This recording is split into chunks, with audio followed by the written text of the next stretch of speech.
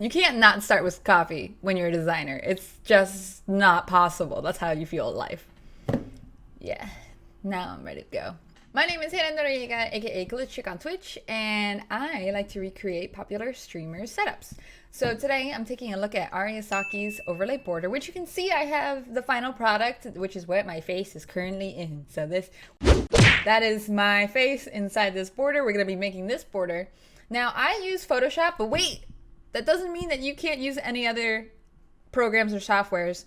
I used really basic Photoshop techniques, which are replicable in things like Paint and other things. Programs? Names? Can't think of any right now, but I'm sure people use other stuff. All you need is like a shape tool, colors, typing tools, that kind of jazz, you know? After about the first 10 or so minutes of actual design, like the first 10 minutes into the video where I'm actually doing the design stuff, that's where you'll have the border. Anything after that is just like where I got my cute little icons and stuff. Those little nitpicky things that I'll show you and give you the links to. This border is actually available for free on my Coop Collab shop if you go to the link down below. Any of the recreations that I do, I will have for free on that shop. And that's not like a gimmick, like you just download it and you go. And you be free. Be free! If you don't want to go through the hassle of trying to redesign it or create it yourself, go ahead and throw it in there, change up the colors, swap out logos, whatever you want to do, it's your stream. I'm going to go ahead and show you guys how I made this setup right now. Okay, first things first, definitely go ahead and open up whatever tool you're using, and we're going to start by making a very light green background screen. So I'm just going to fill in this white space with a very light pastel green. Feel free to do whatever colors you want. Fuchsia, purple, blue, teal, red, orange, rainbow. You do you. I'm going to stick to AriaSaki's as closely as possible, so we're going to do light green. Now for the rectangles that make up the plot effect, I'm literally just going to put in rectangles.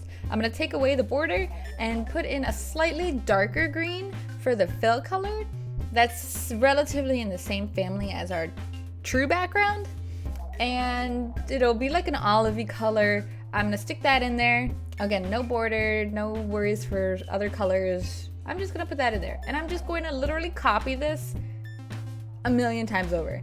Now, Adobe has an awesome tool in that you see that I put one rectangle at the very top, one at the very bottom, and I just copied like a crap ton of rectangles. There's an alignment tool along the top bar that will automatically position them equally spaced from each other, no matter how many rectangles you have. Excuse me. So I just added a ton more rectangles because I didn't feel like I filled the space well enough. And I used the alignment tool and bam, they're all there. And I'm gonna go ahead and merge that shape, copy it, and then flip it around because we're not wasting any energy. We're doing this the easy way. So look, we already have the cross hatching. I know you perfectionists are looking at the left and like, she didn't push that all the way to the left, that's crazy. Just wait, it'll work out. It won't look like that forever, I promise.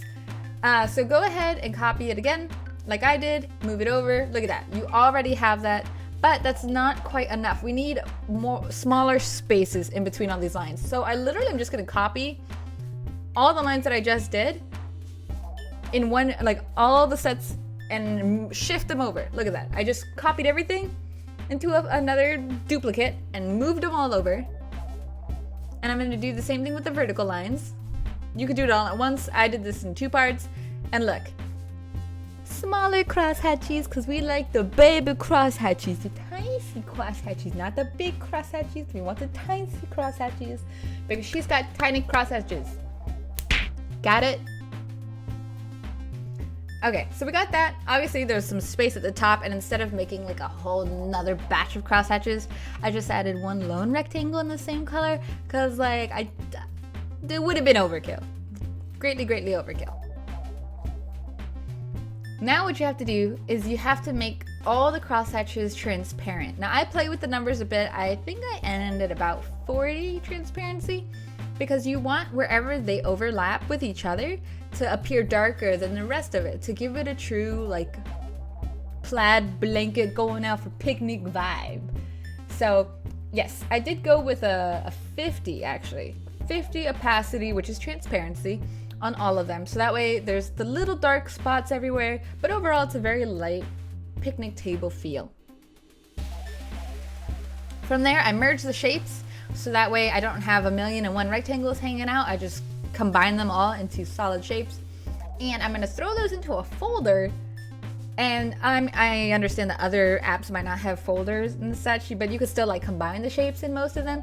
Go ahead and combine the shapes because you don't want to have to sift through all of them. So I merge all the shapes and then I toss them into a folder. They're neatly organized, pack it up, because otherwise I get confused.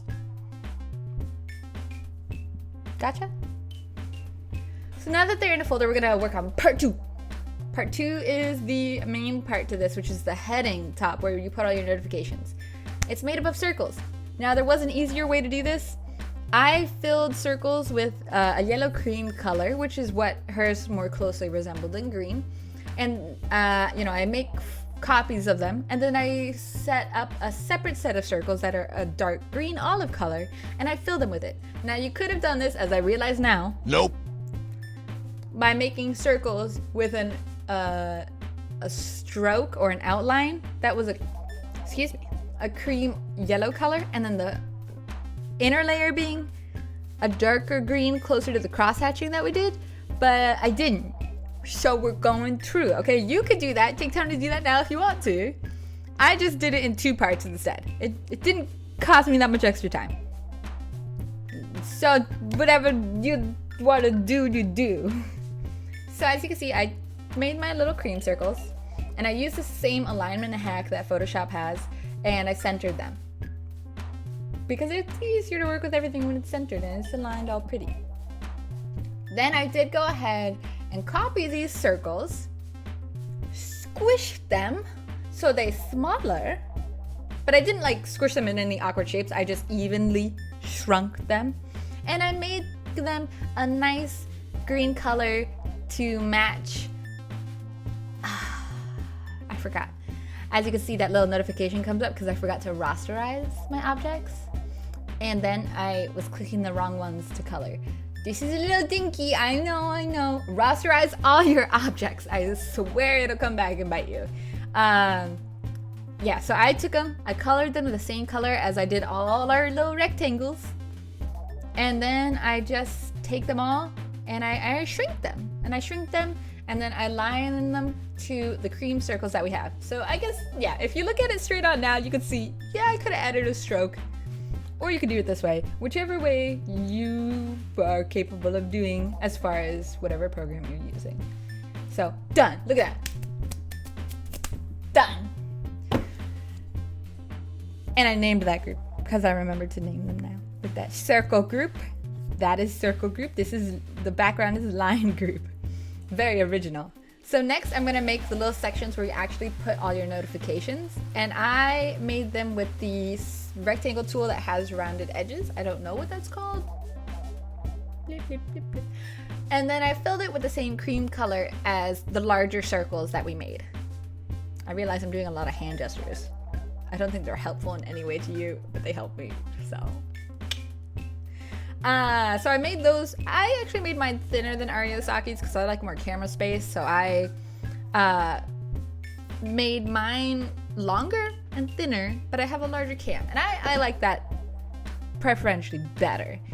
So I took those and I put them behind the circles. So that way they're not blocking anything.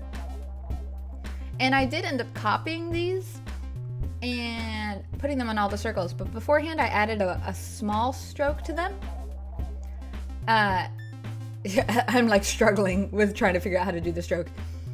I added a very thin, light, well, I guess it's light. It's like the darker green that we've been working with this whole time, or whatever color you've been working with this whole time. I added a darker color to make sure that you can see the outline of that more, so people are more drawn to it and it's easier to read, because you want your followers and your subs and all those people to be able to clearly see their names, because they want to feel important and they want to feel loved. So I do that for them. So now you can see we have a very long rectangle. We're gonna cut the butt off though, because we got too much excess. I made it too long. It's too long. So I'm gonna get rid of it. I forgot to rasterize it, as you could tell. And then I nip the butt off, and then I copy it. Ta-da! Da-da-da-da. 2 more times. Magic. Yeah, 1 more time. Yes. Okay. I copied it. I keep hitting this poor thing. My poor little baby mic. I'm so sorry. And then I shift them all over so you could see the full length of each of the rectangles, which is just how she has it too. That's just how it goes. So I also made them a little shorter because I didn't want them feeling like they were going off the screen. So I just shifted them a little bit to make sure that they all fit and they all looked proportional and that they all had enough space for all the information that I needed. So that's the top part. That's done. And when you load this in, it's gonna go the background, your camera, which we're gonna make, your camera space, and then it's gonna be this circle header with a little thing on the bottom that AriaSaki has that says currently making, and we'll make that in a little bit. Right now, we're gonna focus on the camera space. See, I made my camera space very large. I don't like there to be a lot of empty space, so I made it a little larger than hers. And I just made it totally black. I took away the border. There's only one effect on here, and it's actually a drop shadow. You could do that in Photoshop by literally going to the layer styles and then going to like bevel, like there's a little pull down and it'll have a drop shadow effect that you can add. I'm gonna pull that up here in a second and you'll see kind of how I work through it. It's just a regular black drop shadow. It's really, really transparent. 33 opacity, I think I changed it to, and then about 8 distance-ish.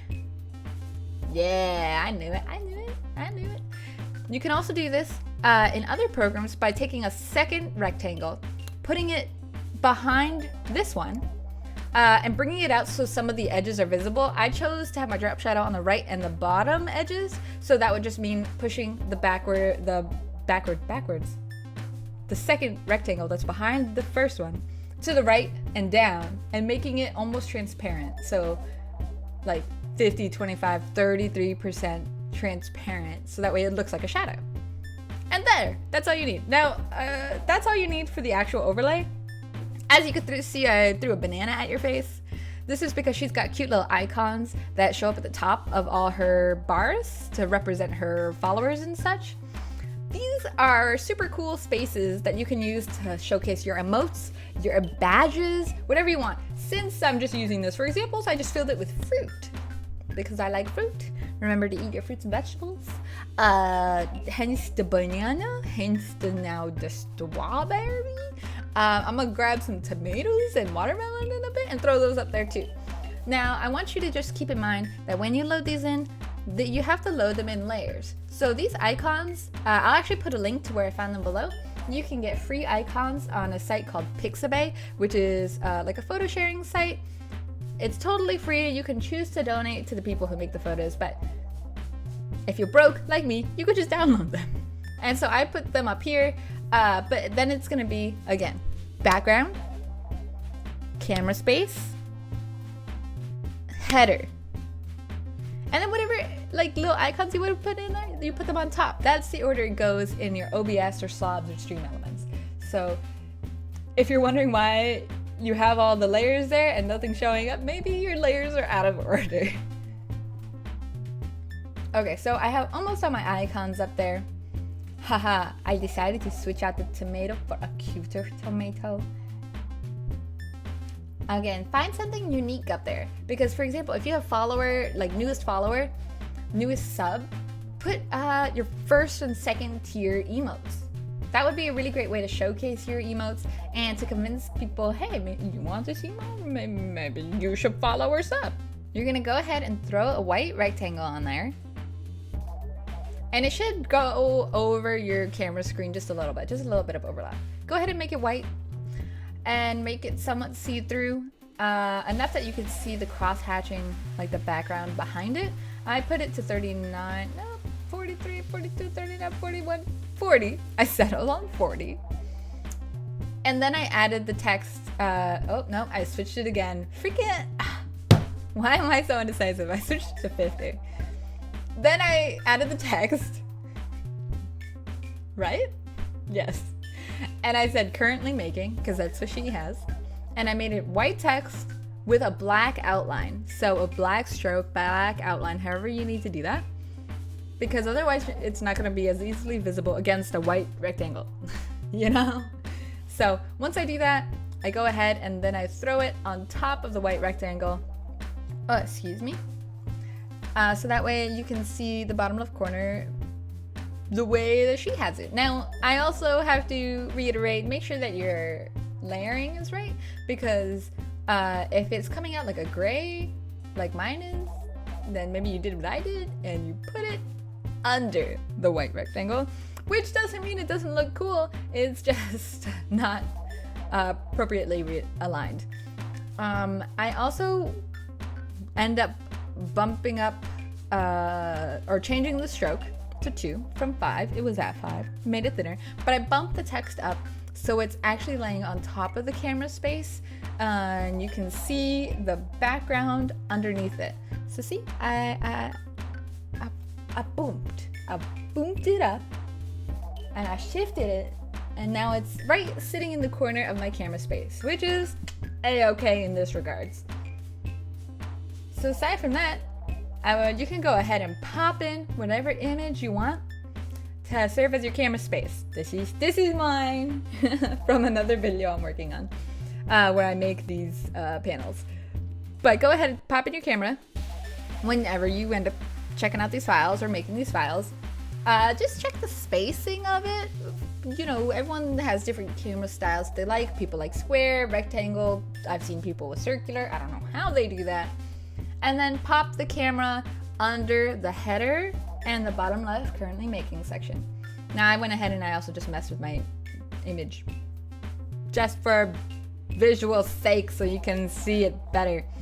And then go ahead and save your project. Well, that's all I have for you guys in today's video. Try to catch me next time to see who else's streams I will be dissecting. And I wish you all the luck in your stream ventures. I hope you guys got a new overlay out this, and I'll see you guys later. Goodbye!